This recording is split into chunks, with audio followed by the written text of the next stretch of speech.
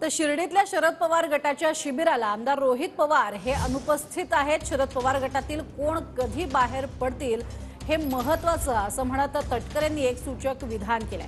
रोहित पवारांच्या अनुपस्थितीच्या प्रश्नावरती सुनील तटकरे यांनी ही प्रतिक्रिया दिली आहे। तर रोहित पवार परदेशात असल्यामुळे आज शिबिराला आले नाहीत। आज संध्याकाळी ते शिबिरात येतील असं जयंत पाटलांनी म्हटलंय।